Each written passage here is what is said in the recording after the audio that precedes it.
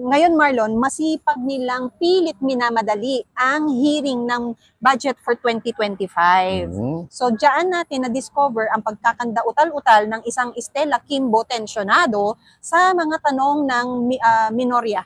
At nag-shine dyan ang isang Bernadette Herrera.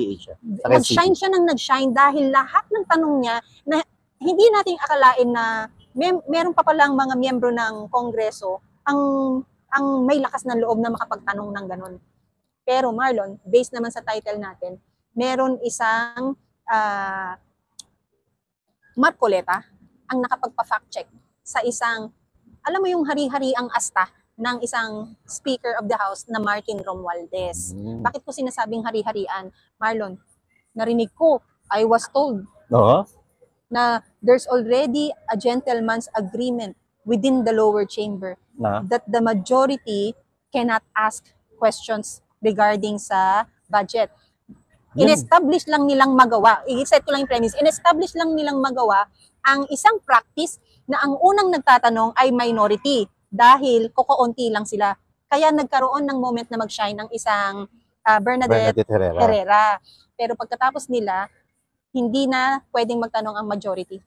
At kala ko bibigyan nyo ng kalayaan na palang-alang sa diwa ng transparency at accountability. Eh bakit nyo pinipigilan ng isang Congressman Dante Marcoleta na magsalita at magtanong patungkol naman ito sa budget ng taong bayan para sa susunod na taon? At dahil dyan sa ginawa nyo, na-fact-check tuloy kayo ni Congressman Marcoleta.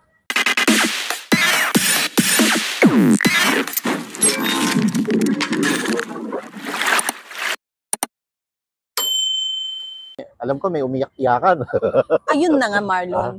Umiyak. Yung isang araw, atin na pag-usapan kung gaano kataas ang KKK ng isang Marcos Jr. Ano ang KKK? Yung Corruption and krimen. Criminyones, no? Oo, at saka ang Katkati. ano yung isa pang K? Katiwal. Katiwal. Katiwaldas. Si Michelle Alcebar. And umiyak. Well, in-address sa isang group, I think it's the diplomatic corps of the Philippines that he... Wow, talagang diplomatic corps pakarap niya nung oras niya. Exactly my point, Marlon. And he was introduced... Pampamas ba?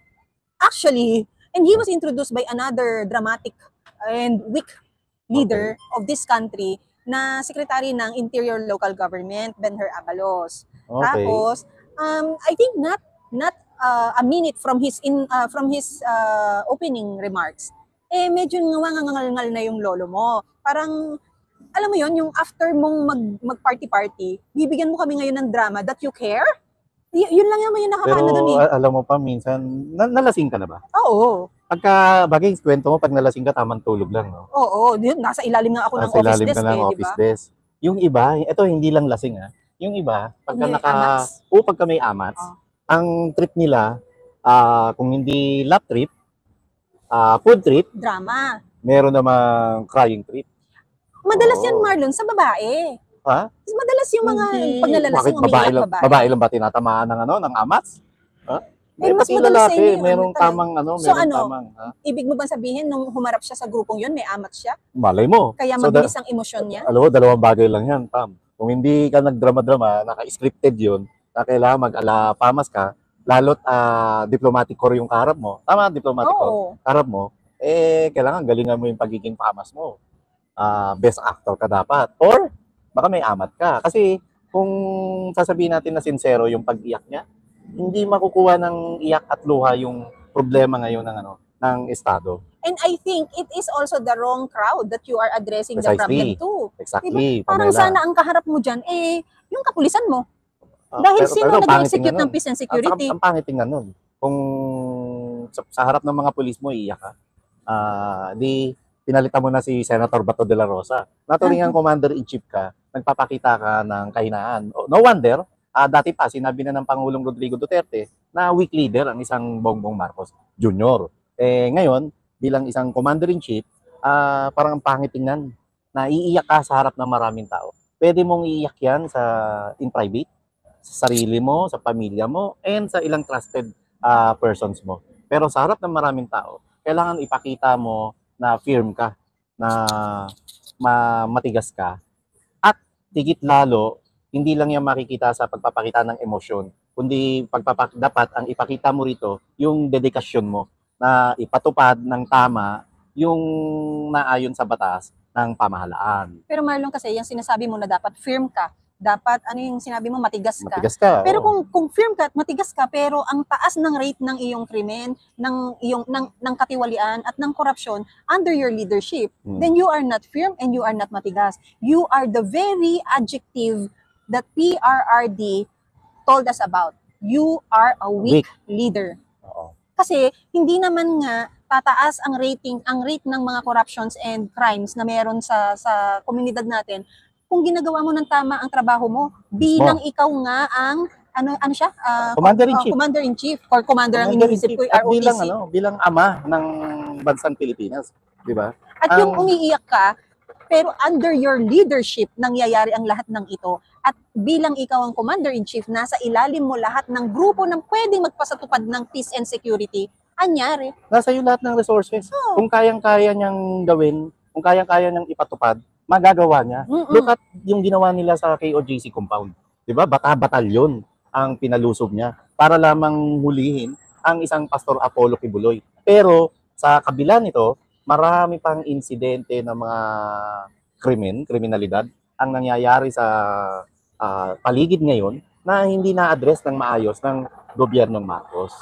Ano lang, no? Parang piling-pili lang yung mga nare-report online dahil nga may mga kanya-kanya ring panawagan yung mga pamilya ng biktima, Marlon, na kanya-kanya silang posting din na missing person, yung mga ganyan. Alam mo, sa totoo lang, Pam, ang tingin ko pa nga rito, tinatangka pa nilang itago ito sa publiko. Tinatangka nilang hindi ipaalam na ganito na kalala ang krimen sa kasalukuyang pamahalaan. Para lang para mapanindigan nila ang isang larawan na may payapa under his leadership. Mapanindigan nila na ang bagong Pilipinas ay isang malinis na pamamahala, pero ang totoo, palpak ito at bakbak ng anomalya at kontrobersya. Ano ba naman kasi ang kinabibisi nila, Marlon? Hindi naman nga sila bumababa Kala mo madaling mag-party-party lagi-lagi? Kala mo madaling mag-concert lagi-lagi? Kala mo madaling gumastos ng kaban ng bayan? Ang hirap doon, ha? Hangover mo lang naman ang magiging issue mo doon, eh. Hangover, saka yung amat mo. Party ka pa rin. Saka yung amat mo, di ba? Kung trip mong umiyak, so tira, luha, kuya. Pero sana lang, Marlon, no? Meron yang pag-iyak-iyak mo, may kapalit naman na kahit papano, kilos, galing din sa, galing sa kanilang dalawang magkumparing ewan. Wala may makikita, meron ba siyang pinalabas na marching order? Ang kanya, plano pa lang rin. Parang nangangampanya pa lang hanggang ngayon, no? Diba? Hanggang ngayon, hindi sila nawala sa ira ng campaign. OPM ka pa rin, o promise me. Hanggang ngayon, di ba? Nangangako ka pa rin na dapat ngayon, execution ka na, kuya. Nagpapatupad ka na. Law enforcement na tayo ngayon. Hindi na yung para ka pa rin nasa kampanya na nangangako. No wonder, yan ang sinabi niya sa bagong Pilipinas, di ba? Bawal ang waldas. Bawal ang waldas. Kamusta naman ang duran-duran? Yes. Hindi ba pagwawaldas yun? At pagkatapos ng duran-duran, Marlon, merong fee ba? Ano ba yun? Merong pa-concert na naman. And before pa dyan, bawal ang waldas. Kamusta na nga pala yung, natunaw na ba? O napunta na ba sa Inidoro? Yung kinain nyo, nilapang nyo na 20 million pesos na budget ng SONA? Baka nga bawal bawal ibuhos yung from the system nila sa bawal, no?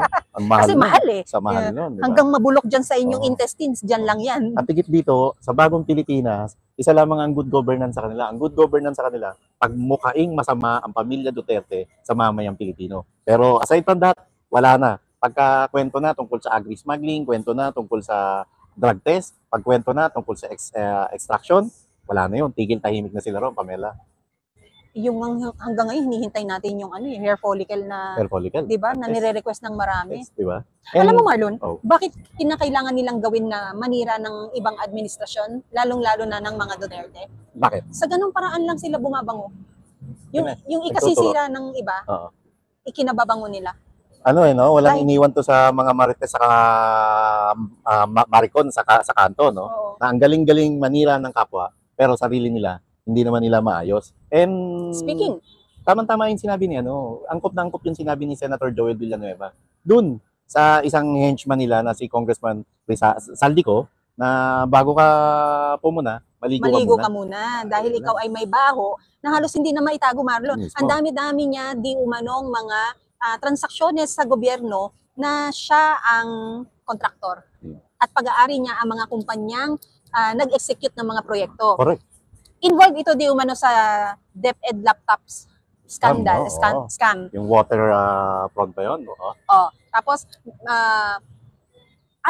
will you believe na his company could be part of the Ghost 5,500 flood control projects?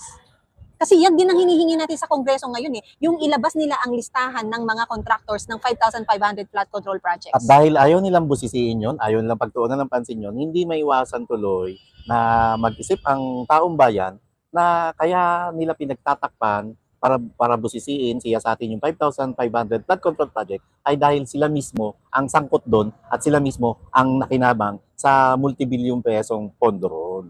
Marlon, meron lang nag-message, nag-comment, i-clarify lang po namin, hindi po kami endorser ng Dennis. Hindi po. Only because Dennis is very accommodating of us. Lagi na namin silang tinatambayan dahil they allow us to vlog sa premise nila. So, it's not a paid ads, but yes, if you're around BGC, you can come to Dennis. Masarap po at mababait yung mga staff ng Dennis. Di ba, Ruth? Shout out kay Miss Ruth, ang manager for today. Ganda ni Ruth. Lagi ako nangihingi ng hot water na kasing hot ni Miss Ruth. Lagi ko rin naman po wina-warningan ng mga kaibigan natin dito na iiwasan nila ang isang Marlon. Paglalapit ang Marlon, tatago niya wallet niyo. Pag may nawalang 50 pesos, si Marlon yun. Alam niyo na, guilty as charged. Pero tama na balik lang tayo dun sa good governance. Alam mo ba, bigla ko naalala na magtatatlong taon na tong gobyerno to. Mahigit 2 taon. Talagang mahigit 2 taon. Pero wala pa silang ipapakulong. Samantalang ang Pangulo. Na binilangan nila ng araw, ha? Oo, binilangan yung smuggler, di ba? Bilang ng araw ng smuggler, napasok na. Samantalang ang Pangulong Rodrigo Duterte.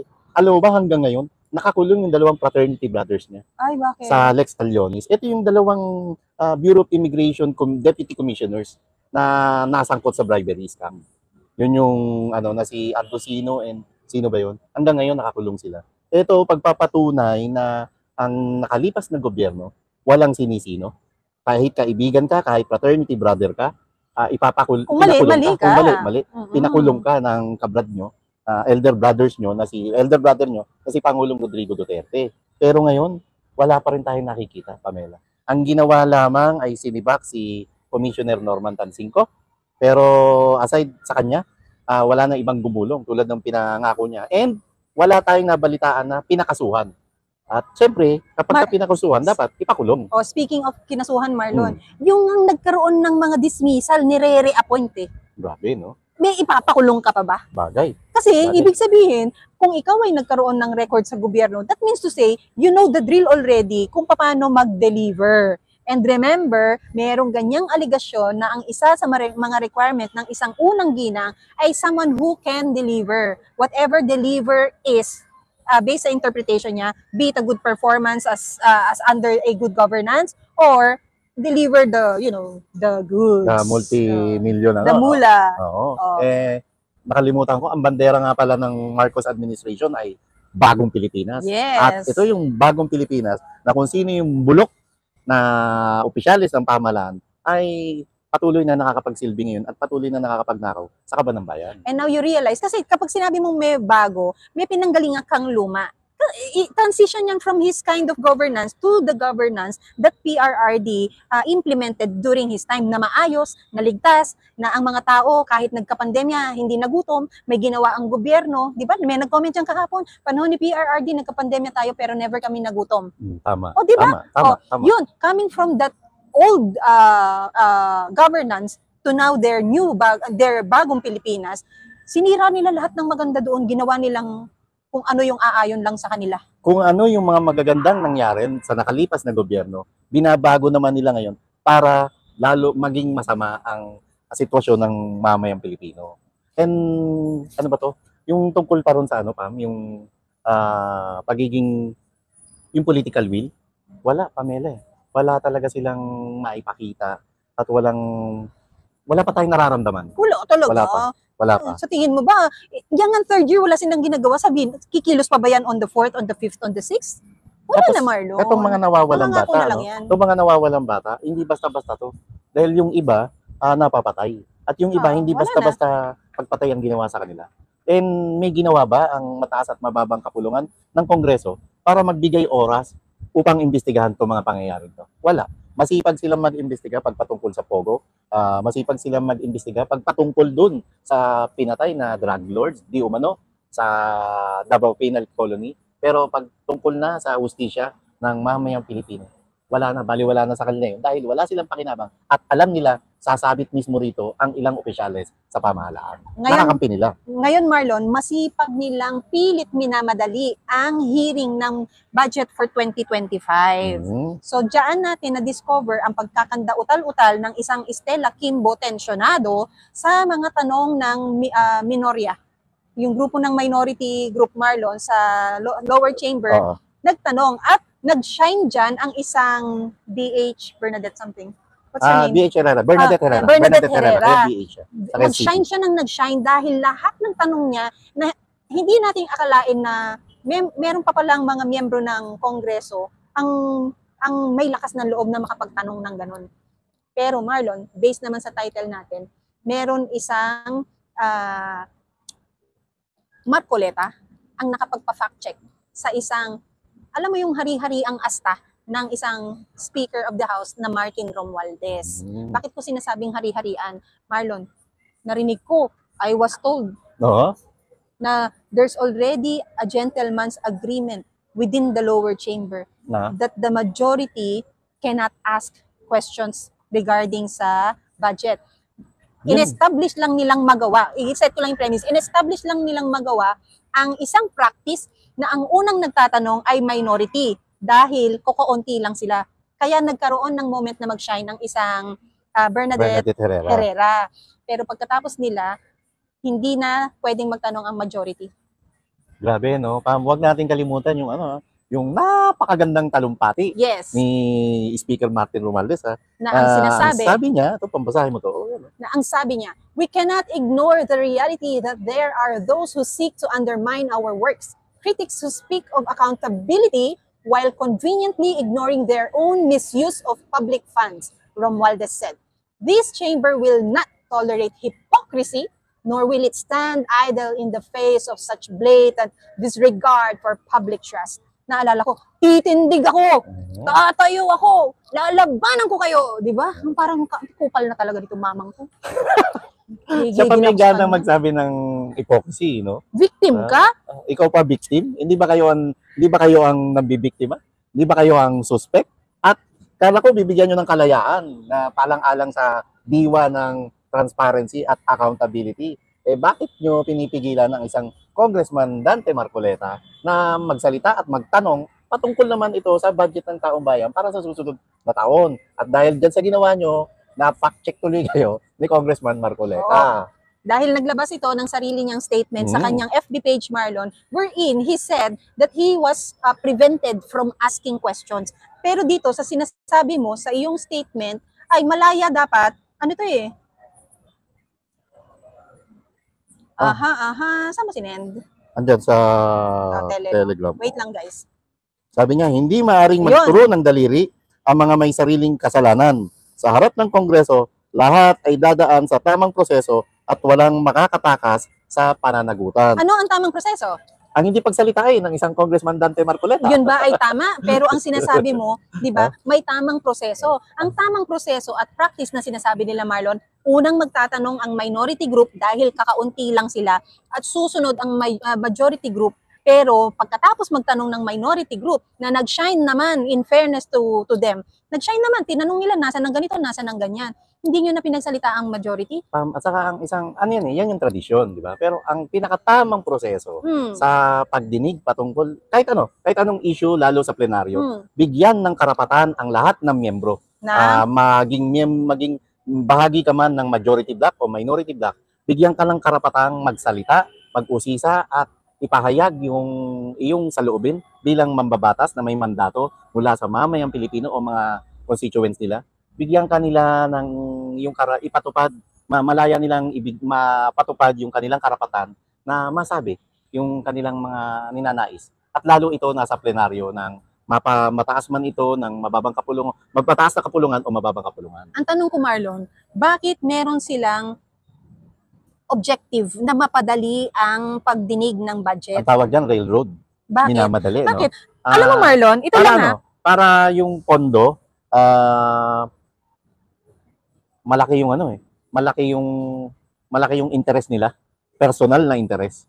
Dahil doon sa pondo ng taong bayan, doon sila nakakakuha ng kanilang ganansya. Wow, mga pa-chocolate nila na tinatawag natin. Hindi lang basta, kung chocolate to, sobrang mamahaling chocolate to. Rolex chocolate, mga ganun. Diba, no? Philip Patek chocolate, mga ganyan, di ba? Mga LV chocolate. Hindi, Marlon, kasi ito ipasok natin sa konteksto ng isang usapang household. Ang budget sa aming household, hindi siya usapang pwedeng madaliin. Dahil ang budget na kailangan, yung lalong-lalo na sa siguro in terms of luxury, no, Marlon? Maaring, sige, gusto mo mag-travel this year. Hindi siya yung kailangan madaliin, ito ang pera, alis. Yung hindi ganun eh. Kailangan mong pagtrabahuhan, kailangan mong pag-aralan. Pero lalong-lalo na sa usapang budget ng bansa, I don't think this budget should be taken or in a fast manner na hindi mo kikilatisin. May tanong yung iba, hindi mo pakikinggan. Diba? Yep. Kaya nag-shine ang isang Bernadette Herrera. Anong distrito si Madam? Party list ba siya or ano? SM? Party list siya, alam mo yun, bagong henerasyon. Natural, kasi dati councilor ng, anong district ba yun nasa SM North? And speaking of budget, so within NCR siya? NCR, I don't know kung party list representative siya. Kampong Chicken, maraming salamat sa kay SP. Ito na lang. Halatang-halata ang pagiging plastic at bias nitong kongreso, no? Pagdating na rito sa pambansang budget, minamadali nila. Pero doon sa pagdinig, patungkol naman doon sa kakapiranggot na budget ng Office of the Vice President.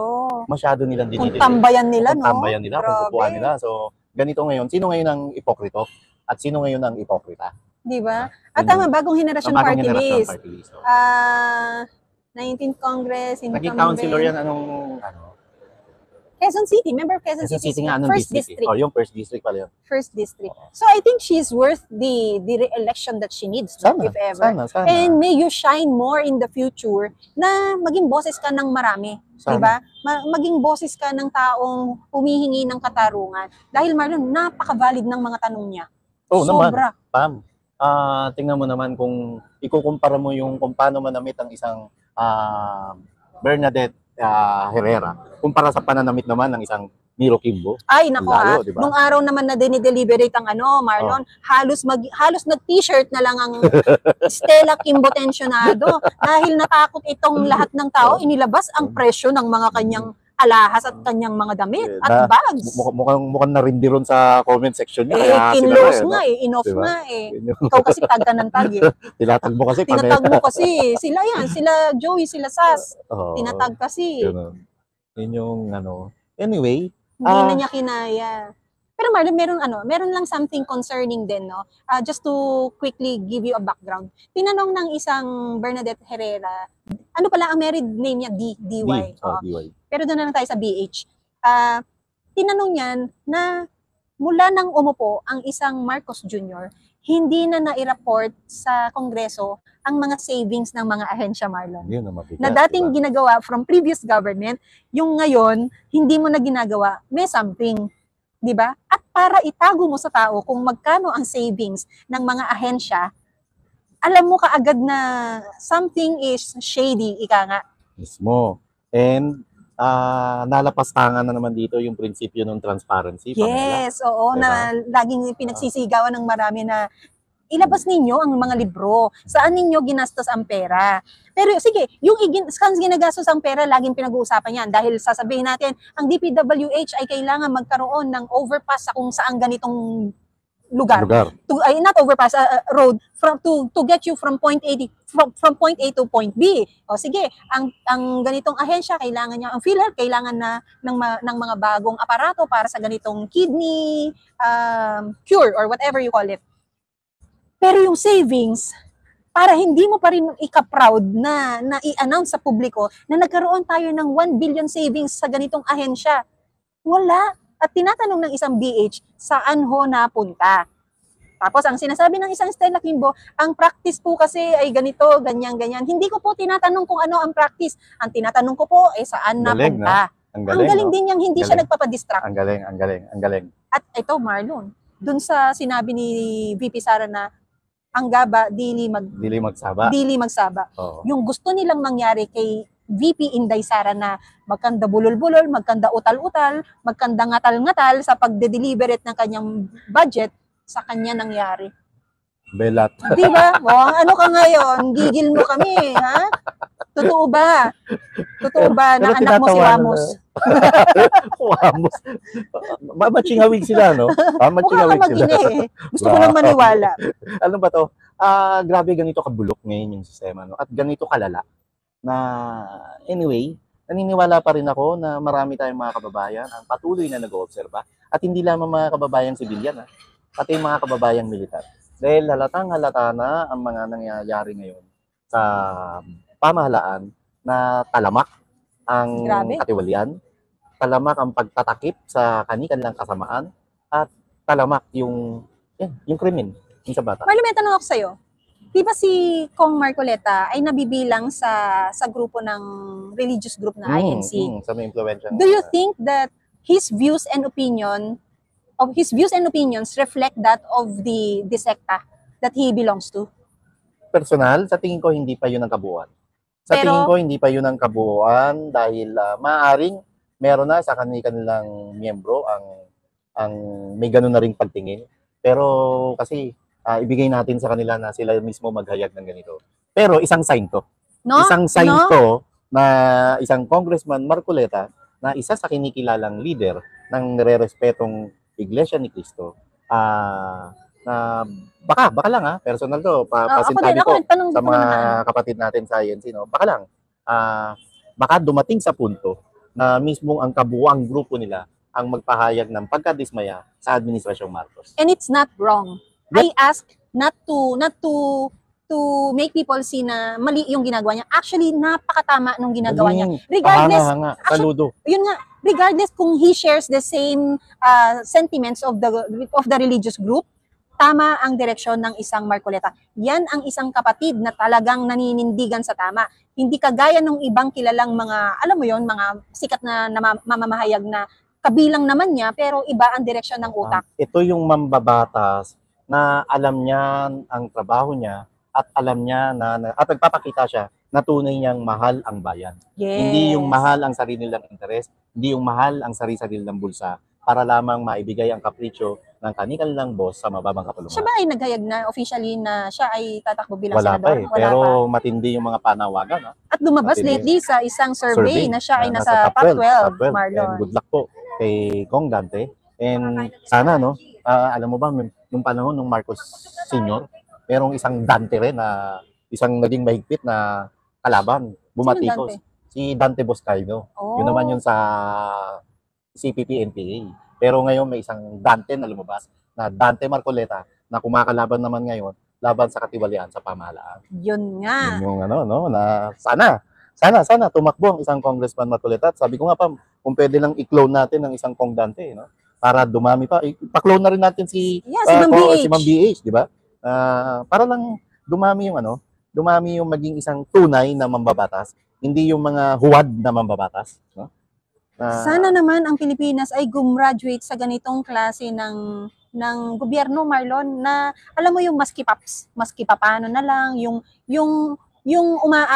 umaayon sa pwede na yan. Wag sana ganun, yung tiis na lang, wag sana ganun. Gumraduate, maghangad naman tayo. Di ba dati ang direksyon natin ay magiging Singapore-like ang Pilipinas? Ano nang nangyari doon? Wala. Mga tulay, hindi mo mapagawa ng maayos. Flood control na lang. Baka nga drainage system, hindi mo pa kayang ayusin o ipasatupad. Yun yung nakakalungkot, no? Ang dami yung oras para imbestigahan, magpatawag ng pagdinig, patungkol sa Pogo, patungkol sa EJK, patungkol sa kung ano-ano na ang tinutumbok lang naman na ang direksyon ng inyong investigasyon ay para sirain ang Duterte, di ba? Pero para sa kapakanan ng mamayang Pilipino, particular na ang issue ng air follicle drug test, agri-smuggling, at itong sa flood control project, wala, no? Pilit nilang inuupuan, pilit nilang pinagtatakpan na para hindi pag-usapan ng taong bayan. Nakakalungkot. Nakakalungkot. Ang bigat, Ewan no? ko ba? Ang bigat. Si Congressman De Jesus din, matapang din. Tama si Maria Christie Pasinabo. Tama nga, si Kong De Jesus.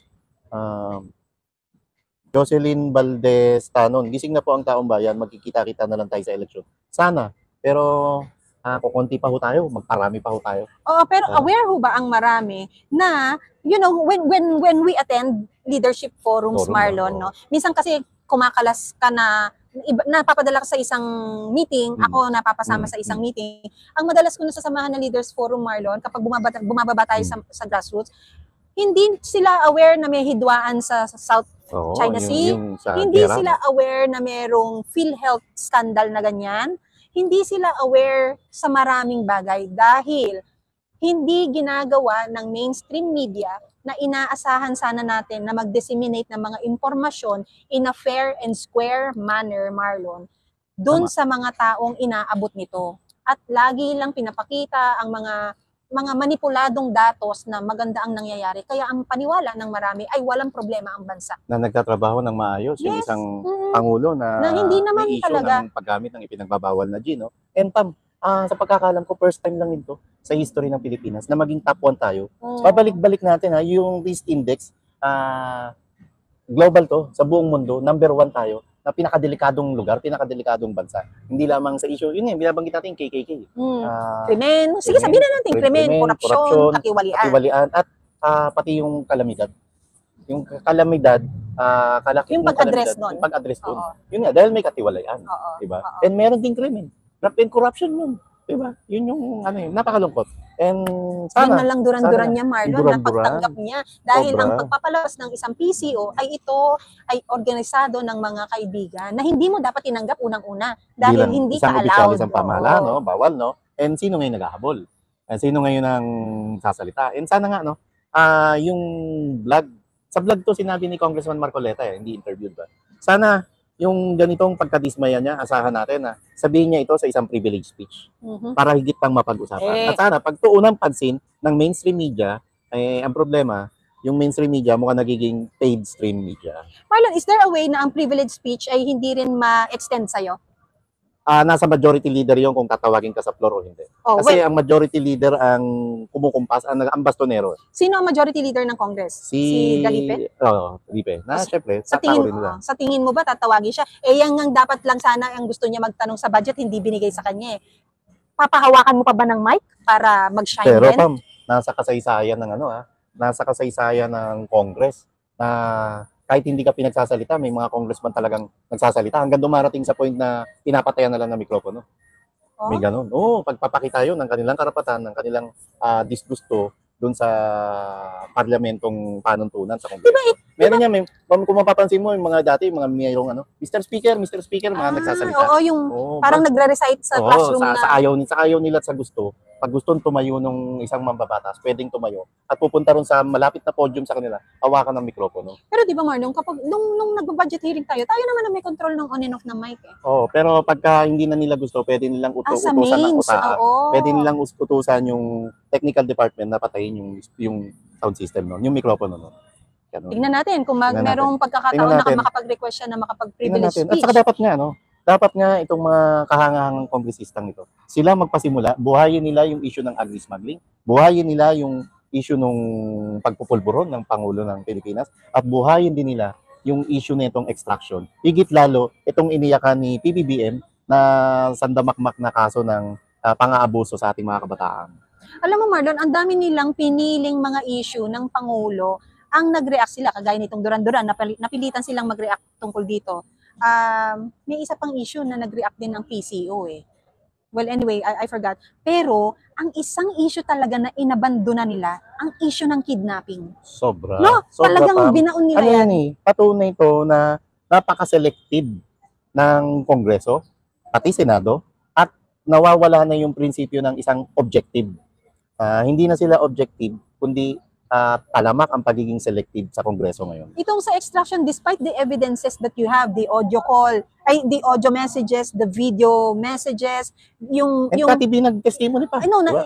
it's Extraction anyway. separate siya eh. Kasi hindi pa lumutang kay Ma'am Maharlika si distressed ma'am, di ba? Yung iyak ng mga bata, yung boses ng umiiyak ng mga bata, yan, yung mensahe ni distressed ma'am kay Maharlika na totoong nangyari yun, hindi talaga, dinedma talaga nila eh. Tama ka. And wag natin ibalik uli natin Sabi ni Speaker Martin kailangan dumaan sa tamang proseso. Yung issue ng agri-smuggling, nasa tamang proseso yun. Nag-privilege speech ang isang Congressman Swansing. May inihaing House Resolution. Kalimutan lang natin kung ano yung House Resolution number para imbestigahan ito. Pero ano nangyari? Wala. Inupuan nila ito at wala nang kasunod na pagdinig na nangyari. At kung sinasabi nyong dumadaan sa tamang proseso, ano nangyari sa issue ng agri-smuggling kung ipinatutupad nyo talaga ang tamang proseso sa mababang kapulungan ng Kongreso? Malungkot. Masyadong halata, masyadong garapal, at masyadong ginagawang tanga ng mga ito ang taong bayan. Hindi po tanga ang mamamayang Pilipino. At pasasaan ba? Pasasaan ba at may hangganan ang lahat na makabuktutan nyo sa pamahalaan?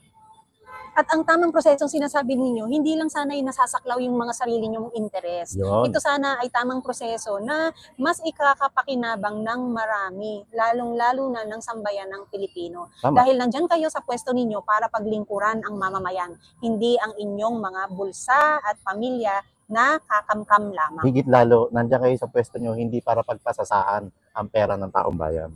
Si Marilyn Urig, hello po. Si Bernadette Herrera, sana tuloy-tuloy, kasi ngayon lang din naman siya nagsasalita. Nasaan siya nung mga panahon na kailangan ng boses niya? We will see how consistent she becomes, and then sana hindi maareglo. Oo, sana hindi maareglo. Sana hindi maalok ng yung iba kasi syempre hindi maalok ng campaign fund, hindi maalok ng 777. Ano 777? Yung 7 million sa AX, AKAP. Ay, yakap tuloy. Parang kasing kailangan ko yun eh. AX, tupad. Saka excuse yung AKAP. And kailan lang question din ni tinago sa kanila yung AKAP ba yun ni Senator Coco Pimentel. Na parang restricted sa Senate yung budget ngayon, tapos sa Congress okay sila, no? Transparent talaga. Oo, kasi alam nilang kokontra ang Senado. Hindi parang gusto nila sila lang may control ng pondo na yun. Sa AKAP ba yun o sa ano? Ang mabigat, hindi ba nakakayayo mas marami ang bumoto sa mga senador kaysa sa mga botong nakuha nila bilang mga congressman? OFW Hero, meron pa bang nanonood ng Quadcom? Ano pa bang dinidinig sa Quadcom ngayon? Actually, mas nakikinig ako sa mga hearings sa Senate, Marlon, kaysa sa... Yung sa Senate, masyado na nga nilang pinipigay yung pogo. Wala na bang ibang importanteng issue? To the point na, ang gusto na lang nilang marinig kung magkarelasyon ba ang isang Alice Guo at yung isang mayor ng Pangasinan. Nagmukhang talk show. Diba? Shout out kay Senate Pro Tempore Jinggoy Estrada. Nagmukhang talk show. Masyado mo naman pinaghahawakan yung kung ano man yun na. Ikaw ang umupo doon, gusto mo ba kilatisin din kung ano ang mga relasyon na meron ka? Diba? Ito pa, Pam. Kahapon sa Senate hearing, doon talaga pag-usapan na rin natin. Kahapon sa Senate hearing, may pasintabi yung may parang blind item yung isang PAGCOR official na retired General Villanueva. Nasabi niya ay isang dating PNP chief daw ang nakapayola, ang naka-payroll at tumutulong kay Mayor Alice Guo. Bakit hindi nyo pinilit? Hindi nyo siya pinilit sabihin pangalanan kung sino yung dating PNP chief. Pero kung yung ibang resource person, pag ayaw magsalita, kung todo galit kayo para lamang pilitin yung magsalita. Kahit ini-invoke na nila ang kanilang karapatan sa self-incrimination na maipahamak lang sarili nila. At dun sa sinabi nilang yun, Marlon, inalmahan ito ng isang Senator Bato de la Rosa. Dahil alam ng isang Senator de la Rosa, sa pagkakasabi naman niya, Marlon, na ayokong magulat na baka may biglang may script dyan na ang former PNP chief, ako pala. Yung gano'n. Yung na lang mabanggit niya ang isang script is because he knows that it can happen na ang sabihin mo ang sasabihin mo si ganito. Di ba? Huwag nating kalimutan na ang diniinan nila sa Kongreso yung isang dating PCSO General Manager Royima Garma. And alam ng lahat na malapit si GM Garma sa isang dating PNP chief sa katauhan ng isang General Debold Sinas. Na sana, mali yung hinala ko na ang pinatutungkulan nyo ba ay si General Sinas? Sana mali. Yung dahil ang direksyon nito, kung sino yung malalapit sa pamilya Duterte, ginigiba nila. At yan din ngayon ang nangyayari na kinasasapitan ngayon ni dating spokesman, Attorney Harry Roque. Ganito ka Ganito ka bengador tong grupong to at ganito kasalbahe. Sobra-sobra. Ang bigat dalhin, Pamela. Pwede tayong pa alam ano to. Wag mo na yan, ano nga eh. Jake Lockhart, wag mo namang ano. Paulit-ulit. Ano tawag sila sa paulit-ulit? paulit-ulit. Yun. Lalo Baka namin hindi napipindot babasahin. Hindi. Kasi gusto niya makuha yung attention. Okay. Makuha naman niya yung ano, yung galit ko. Charot. May sarili po silang, kay Lockhart, Jake Lockhart, may sarili silang disposisyon. Hindi natin kailangang idikta sa kanila kung ano yung dapat nilang gawin. At nire-respeto po At natin. irerespetuhin po Katulad natin. po ng pagrespeto dapat na ginawa ng pamahalaan sa religious group na KOJC ni Pastor Apollo Kibuloy. May integrity pa ba ang mainstream media? Wala na po. Wag na po tayong makikinig sa kanila. Miss Maita Jessena. Matatapatan po natin yung mga pinapalabas na maling impormasyon ng mainstream media kung tutulungan nyo po kami mga vloggers na mag-like, share, and subscribe. Totoo po yan. Hindi dahil sa sarili naming Kapakanan? revenue Revenue. na tinatawag. No, it's the only way or contribution you can do to help us also na megaphone ang mensahe sa mga hindi inaabot ng totoong balita. Dahil ang katotohanan ay wala na ho tayong maaasahan sa mainstream media dahil binili na ho ito ng gobyerno. At malaking bagay po. Ito, itong pagko-comment nyo sa aming comment section, napakalaking bagay po nito. Pero mas malaking tulong po kung kayo mismo, sa parte ninyo, ay magpahayag din ng mga ganitong klaseng impormasyon sa ating kaibigan, kakilala, kamag-anak, kaopisina, at kung saan-saan pa. Ano yun, Pam? Bam Garcia, parang nakita ko Bam Talaga? Garcia. Si Asek Bam? Baka, Bon Garcia. Bon, okay. Kamusta Asek Bam? Hi Asek! Oo. Asek Bam, hindi yung Asek Bulldog. Uy, may natanggal sa yung tinanggal yung Hindi siya natanggal. Ipa-fact check kita. Nag-expire. In-expire nila ang ganyang term. ganun din yun. Una nang nagamit ang expiration of term na yan, Marlon, sa isang Professor Shelo Magno ng Department of Finance when she voiced out her sentiment na tungkol sa supply and demand. Dahil ito ay isang ekonomista, no?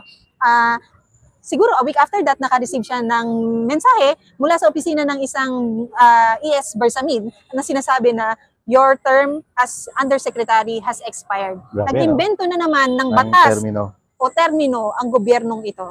Na ang subatotal din naman na direksyon ay sibakin yung isang opisyalis ng pamahalaan. Di ba? Oo, yun lang naman ang gusto nilang mangyari. Anyway, prerogative nyo yan, karapatan nyo yan. Good luck sa inyo. Sana masaya kayo sa ginagawa ninyo. And speaking of expiration, sana ma-expire na rin yung yung pagtitimpi at pasensya binibigay ng mamayang Pilipino. Gayon din ang kasundaluhan, no? At salamat ng marami, Maria G. Thank you sa pakulay. Paalam tayo pa. Yes, at yun, patuloy tayong humihiling ng dasal para sa isa nating kababayan na si Doc Willie. Doc Willie. At sa marami pang may sakit. Lahat ng mga may karamdaman. Lagi tayong bubulong ng dasal. Higit lalo yung mga kababayan nating may sakit na, hirap na hirap pang makakuha ng pambayad sa ospital, pambili ng gamot. Yun ang pinakamabigat na problema. Maraming salamat po sa inyong lahat na